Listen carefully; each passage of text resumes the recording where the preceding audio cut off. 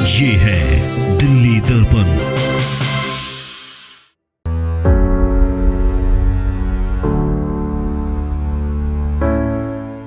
नमस्कार, दिल्ली दर्पण टीवी देख रहे हैं आप। अशोक विहार की संस्था अग्रवाल वेलफेयर सोसाइटी के चुनाव पर हमारी खास पेशकश सोसाइटी का संग्राम। हम लगातार आपको ऐसे लोगों से भी मिलवा रहे होते हैं जो अलग अलग पैनलों के पीछे चुनाव तो नहीं लड़ रहे, लेकिन पूरे तन मन धन के साथ चुनाव लड़वा रहे हैं। ऐसा ही सद्भावना ग्रुप पैनल के साथ एक नाम जुड़ा है, अजय गोयल। लगातार जो खबरें आ रही हैं, जो विपक्ष की तरफ से बयानबाजी आ रही है, उन बयानबाजियों पर ये भी अपनी बात कुछ कहना चाहते हैं और उनके कुछ जवाब उनको देना चाहते हैं और अपनी मन की बात समाज के सामने रखना चाहते हैं। तो अजय गोयल जी, स्वागत है आपका। सबसे पहले तो बताइए कि क्या जो दीपक जिंदल की तरफ से कहा जा रहा है या अनिल गिवाले की तरफ से कहा जा रहा है, कहाँ ऐतराज़ है आपको उस पर? इसमें बार बार एक बात कहते हैं कि भाई, जो मैंने सुनी है, ये कही जा रही है कि भाई जो है अस्पताल का नवनिर्माण कब तक चलेगा। जबकि मैं ये कहना चाहता हूँ कि हमारी टीम ने नवनिर्माण की बात ही नहीं करी है। नवनिर्माण तो पवन गुप्ता जी के समय में जो होना था, काफ़ी हद तक कार्य जो है उस वक़्त में पूरा हो गया था। कुछ कार्य बचा था, लेकिन उनकी वो तो आप ये समझो कोविड का दौरान था। दूसरा जो है उनकी आकस्मिक मृत्यु हो गई थी, इस वजह से वो काम रुक गया, जिसको बल्कि उन्होंने एक दुष्प्रचार जो है के रूप में एजीएम में माननीय ट्रस्टियों के सामने प्रस्तुत किया। वो मलबा को दिखाया, जो काम कोई भी समझ सकता है। आज कंस्ट्रक्शन चल रही है, उसमें मलबा, मिट्टी, सीमेंट, गारा दिखाई देगा, क्योंकि वो कंप्लीट नहीं हुआ था। बाकी चलो, ये कार्य इन्होंने पूरा कराया, लेकिन मेरे को मन इस बात का ज़रूर दुखा कि ट्रस्टियों के सामने इन्होंने जो तस्वीर प्रस्तुत करी। चलिए, अब मुद्दे पे ही आते हैं कि आज नवनिर्माण कोई भी कमिटमेंट आज राजेंद्र गर्ग को प्रधान के रूप में हमने नेतृत्व में जो टीम बनाई है, उसने अस्पताल के आधुनिकीकरण और उसको अच्छे से अच्छे उपकरणों से लैस करने का, मतलब अस्पताल का नवीनीकरण एक तरीके से, उसके लिए कमिटमेंट करी है, ना कि उसके अंदर कोई नवनिर्माण करना है। तो पहली बात तो मैं इस बात को क्लियर करना चाहता हूँ, किसी भी को ये दुष्प्रचार करना नहीं चाहिए। मुद्दा यही है। और दूसरी बात यही है कि जब हम नवनिर्माण, मतलब जो नवनिर्माण की ये लोग बात कर रहे हैं, हम बात कर रहे हैं आधुनिकीकरण की। जो सुविधाएं आज तक हम चिकित्सा की सुविधाएं आज तक हम अस्पताल में कोई भी टीम रही हो, भैया मैं ये कहता हूँ हमारा अग्रवाल समाज उसको नहीं दे पाया, लेकिन आज हम इस बात का, पूरी टीम ने इस बात का बीड़ा उठाया है, निर्णय लिया है कि ये प्रण लिया है एक तरीके से कि भाई हम इसको अच्छी से अच्छी सुविधाओं के साथ, जो भी आज समाज को, किसी भी व्यक्ति को दुख में सुख में आकस्मिक चिकित्सा सुविधा की ज़रूरत होती है, और अच्छी से अच्छी आधुनिक उपकरण के साथ इसको लैस करेंगे, इस अस्पताल को, और समाज को प्रस्तुत करेंगे। दूसरा, इसी के साथ जो एक विषय और साथ में लिया है हमने कि जो कमज़ोर वर्ग है उसको कम से कम पैसे के अंदर अच्छे से अच्छा इलाज मिल सके, जिससे इस समाज का भला हो सके, उसका कुछ हमारी संस्था आज समाज को कुछ दे सके। ये है, ये चीज़ें क्लियर होनी चाहिए। अच्छा, कुछ अफसोस होता है कि हमारे अशोक विहार की सबसे पुरानी संस्था, दिल्ली की तमाम संस्थाएं बनी हैं, यहाँ के ट्रस्टी बाहर जा के सहयोग दे रहे हैं। आप देखिए कितने बड़े बड़े हॉस्पिटल बन गए, पंजाबी बाग, इंटरनेशनल, और हम नहीं बढ़ पा रहे हैं। ऐसा तो इस बात को लेकर कभी अफसोस होता है, कभी चर्चा होती है समाज में? देखो, ये बात कितनी हास्यास्पद आई है सामने इस चुनाव प्रचार के दौरान। ये सवाल पूछा जा रहा है कि आज इस सारे प्रोसेस के लिए अस्पताल के आधुनिकीकरण, जो मैंने अभी चर्चा करी, आधुनिकीकरण के लिए और अच्छे उसको वेल इक्विप्ड करने के लिए जिन महानुभावों ने, मतलब जो इस समाज में विद्यमान लोगों ने अपने तरफ से एक दान के रूप में एक अच्छी राशि का कमिटमेंट जो करी है, उसके बारे में ये पूछा जा रहा है कि भाई ये लोग पहले कहाँ थे, क्या ये संस्था के पहले ट्रस्टी नहीं थे? मेरे को बड़ी अजीब सी लगी ये बात। मैं तो पिछले 30-40 सालों की बात कर रहा हूँ। सबसे पहले जो इसके संस्थापक थे, जिन्होंने एक सेवा का संकल्प सोचा था, डिस्पेंसरी के रूप में शुरू हुई थी, तब तक कोई संस्था थी नहीं दिल्ली में, आसपास में भी। लेकिन आज सब संस्थाएं जो उसके बहुत बाद बनी, वो बहुत आगे निकल गई। उसकी कुछ अलग अलग वजहें हो सकती है कि किसी भी व्यक्ति को काम करने के लिए अच्छा, क्योंकि समय अवधि नहीं मिली लगातार की जो मिलनी चाहिए। अब वो महसूस कर रहे हैं कि अपनी हमें इसको ठीक से करना है।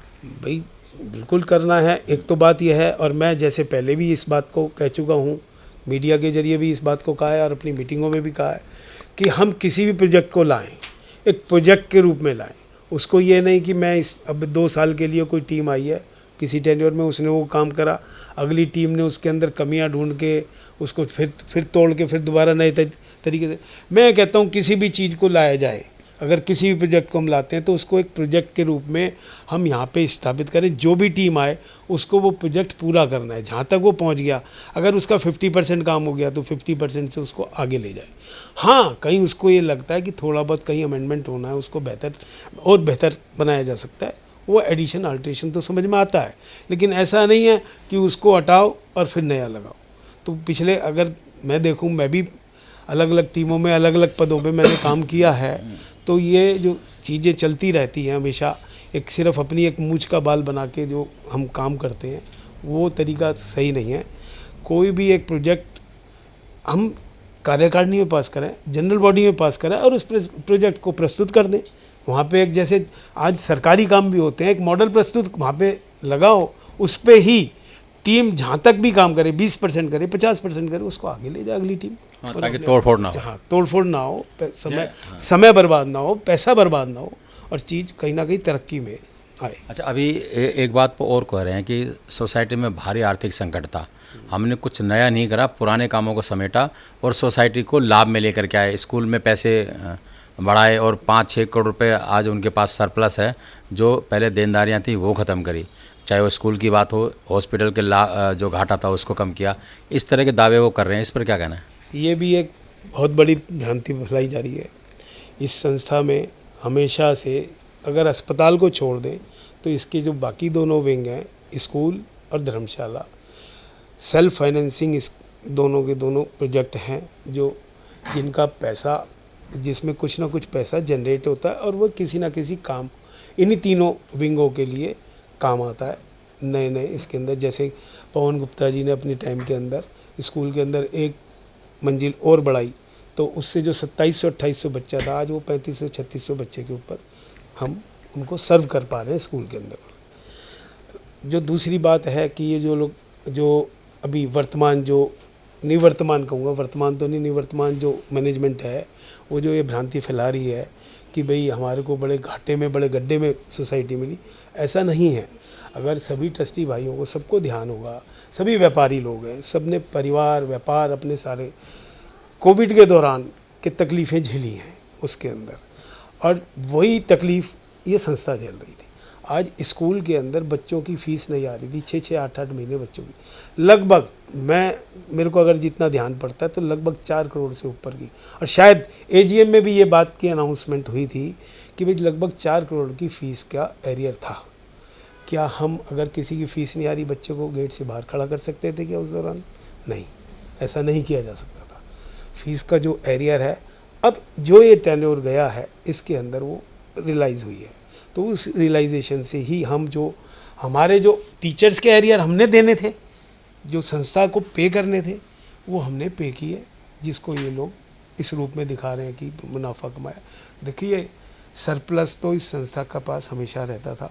जब वो तो ये कह रहे हैं कि जो हमने बच्चे बढ़ाए, 400 बच्चों का एडमिशन किया, उनकी फीस इससे हुआ, नए बच्चे लेकर के आए। बच्चे भी तो जब ही बढ़े जब हमने ऊपर की मंजिल, पवन गुप्ता जी ने ऊपर की मंजिल बनाई। उस बच्चों को पढ़ने के लिए क्लासरूम किसने दिए? बच्चे तो जब ही आएंगे जब हम उसको क्लासरूम अवेलेबल करा पाएंगे। जब हमने पवन गुप्ता जी ने अपनी टीम के साथ, मैं भी उसमें था, उस वक़्त मैं ट्रेजरर के पद पे था, जब हमने वो ऊपर एक फ्लोर बढ़ा के नए क्लासरूम दिए तो बच्चे जब ही तो पढ़ेंगे, बच्चे क्लासरूम में ही तो पढ़ेंगे। बच्चों को कोई बाहर उसमें गैलरी में तो पढ़ाया नहीं जा सकता, तो क्लासरूम जब प्रोवाइड किए तो आज बच्चों की संख्या भी बढ़ी हुई है और उससे जो है इसका रेवेन्यू बढ़ा है स्कूल का। वही बात मैं धर्मशाला के बारे में भी कहूँगा। कोविड के दौरान बुकिंग बंद हो गई थी, उसके अलावा जो पिछली बुकिंगें थी उनका सारी बुकिंग अमाउंट हमारे को वापसी देना पड़ा था। इसलिए धर्मशाला भी जो है एक फाइनेंशियल क्रंच में आ गई थी। अगर इंडिविजुअल रूप से अगर उसको विंग को देखा जाए तो वो भी फाइनेंशियल क्रंच में आ गई थी। वो दौर वही था जिस वक्त ये नई मैनेजमेंट बैठी, तो वो दौर वही था। चीज़ें धीरे, कोविड का दौर चला गया पूरे विश्व से, तो सभी लोग इसमें से उभर के अपनी जगह आ गए। सबके व्यापार उभरे, सबके परिवारों के, सबकी आर्थिक स्थिति इसमें उभरी है। उसी तरीके से हमारी संस्था की आर्थिक। बहुत बढ़िया। अब थोड़ा सा आखिर में ये और कि क्या मुद्दे आप लेकर के जा रहे हैं और क्या कैसा समर्थन मिल रहा है, क्या उम्मीद आपको लग रही है इस चुनाव में? क्या पूरा पैनल आएगा, खिचड़ी सरकार आएगी, और ऐसा आए तो क्या कहेंगे उनको? आज इस चुनाव के दौरान हमने जो टीम गठित की है भावना ग्रुप के नाम से, राजेंद्र गर्ग प्रधान के उम्मीदवार हैं, उनके साथ पूरी 9 जनों का एक पैनल जो बनाया है, उसकी कुछ कमिटमेंट्स हैं इस चुनाव में आने की। उस कमिटमेंट में जैसा मैंने अभी पहले भी जिक्र किया, अस्पताल का नवीनीकरण, आधुनिकीकरण, सब दूसरी उसके साथ जो है एक आकस्मिक चिकित्सा सुविधा उपलब्ध करानी, जो सबसे पहले, जो सबसे प्रायोरिटी है कि आज अगर किसी को, मेरे को इमरजेंसी मेडिकल सुविधा की ज़रूरत है तो वो इस अस्पताल में मेरे को उपलब्ध हो, वो कर। ये सबसे पहला जो इसके अंदर कमिटमेंट है। दूसरा कमिटमेंट, वो भी मैंने अभी थोड़ी देर पहले दोहराया, उसको मैं दोहरा देता हूँ कि गरीब वर्ग का कम पैसों में ओपीडी के रूप में, आईपीडी के रूप में उनका इलाज, चिकित्सा सुविधा उनको दे सके अच्छी से अच्छी। अच्छा, उसके लिए काफ़ी लोग इस बात के लिए तैयार है कि आप एक फ़ंड क्रिएट करो जिससे हम उस चीज़ को, क्योंकि डॉक्टर्स तो सभी जानते हैं कि भाई अच्छे डॉक्टर्स तो अच्छी फ़ीस देनी पड़ेगी, वो अस्पताल को पे करनी पड़ेगी, तो उसके लिए फ़ंड की आवश्यकता होगी, जिसका अभी तक हमारे पास कमिटमेंट्स है कि हम उस फंड को रेडी कर सकते हैं। तीसरा चीज़ जो धर्मशाला से रिलेटेड है, धर्मशाला की बुकिंग का अमाउंट जो भी है उसको तर्कसंगत करने का, बहुत सी हमें सुनाई पड़ता है, समाज में से जानकारी मिलती है कि आप इस चीज़ में पैसा फालतू ले रहे हो, ये बुकिंग का अमाउंट है। मैं अभी इसको यहाँ अमाउंट को क्लियर नहीं करना चाहता, लेकिन उसको समाज के अनुरूप तर्कसंगत कर सकें, वो हमारा है। तीसरा, मान लो तीसरा विंग हमारा स्कूल है, स्कूल के अंदर भी हम ये चाहते हैं बच्चों को अच्छी से अच्छी सुविधा दे के अच्छी से अच्छी पढ़ाई हम उनको प्रदान कर सकें, वहाँ पे हम उनको बच्चों को सर्व कर सकें। स्कूल का भी मुख्य ध्येय यही रहेगा। हमारी कमिटमेंट ये है, हमें पिछले 10 दिन में हम समाज के अंदर गए हैं, ट्रस्टियों से हम मिले हैं, पुराने नए हर तरीके के, क्योंकि पिछले कुछ समय में, पिछले 2-3 साल में नए ट्रस्टियों की संख्या भी अच्छी मिली है। तो आज जो नए युवा ट्रस्टी हमारे से जुड़े हैं उनमें बड़ा अच्छा उत्साह है, हमारे साथ जुड़ने का भी उत्साह है, हमारे को सहयोग करने का भी उत्साह है। और ऐसी हमारी टीम में एक, जैसे जो मैं कहता हूँ कि अस्पताल के लिए जो हम कम करना चाहते हैं, हमारे पास 4 लोगों की, 5 लोगों की ऐसी ऊर्जा के साथ हमारे पास टीम है जो ये कहती है कि अगले 1.5 साल के अंदर, 2 साल में हम ऐसा मतलब अस्पताल समाज को समर्पित कर देंगे जिसके अंदर मतलब अच्छे से अच्छा चिकित्सा का और कम से कम पैसों में हम उपलब्ध करा सकें। चलिए, ये थे अजय गोयल जी, जो न केवल समर्थन कर रहे हैं और जो अपील भी कर रहे हैं और कन्विंसिंग भी कर रहे हैं, इस उम्मीद के साथ कि अगर इनकी टीम सत्ता में आती है तो सोसाइटी के तीनों विंगों के साथ का तो कायाकल्प होगा ही, लेकिन सबसे ज़्यादा फोकस इस हॉस्पिटल को अच्छे स्तर पर ले जाने का और उसे चलाने का संकल्प इनका है, ताकि वो चैरिटी के साथ काम कर सकें। बीच में एक विषय और छूट गया कि जो ट्रस्टी भाइयों को लगता है कि हमें सिर्फ चुनाव के दौरान ही पूछने आते हैं लोग, मैं कहता हूं कि भाई संवाद, मेरा कहना है संवाद, जो भी हम मैनेजमेंट बनाते हैं, जो भी हम मैनेजमेंट को एक बार चुनते हैं, वो 2 साल के लिए बिल्कुल जो आम ट्रस्टी भाई है उससे बिल्कुल कट के रह जाती है। उसको हम कैसे जोड़ सकते हैं?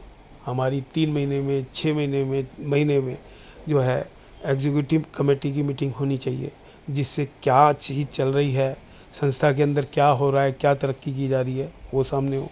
और हर साल एजीएम होनी चाहिए। एजीएम के अंदर हर ट्रस्टी, जितने 1150 ट्रस्टी हैं, तो एवरीबडी इज़ इनवाइटेड, क्योंकि कोई भी व्यक्ति आ सकता है और अपनी बात को रख सकता है। हमारा ये जो आने वाली टीम जो हमने टीम बनाई है उनसे पहला कमिटमेंट ये है कि वो किसी भी मौके पे कोई ट्रस्टी अगर अपनी बात रखना चाहता है तो उसको पूरा अधिकार है, अपनी बात को वो रख सकता है मैनेजमेंट के सामने।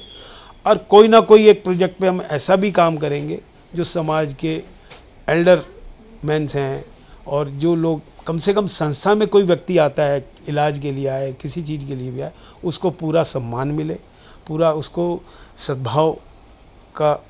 सद्भावना महसूस हो लोगों की। हमारे जैसे ग्रुप का नाम ही सद्भावना है, तो लेकिन सबका जो है ना यहाँ सम्मान हो, उसका आदर सम्मान हो, कि उसे महसूस होए, उसको गर्व महसूस होए कि मैं आज अग्रवाल वेलफेयर सोसाइटी का ट्रस्टी हूँ।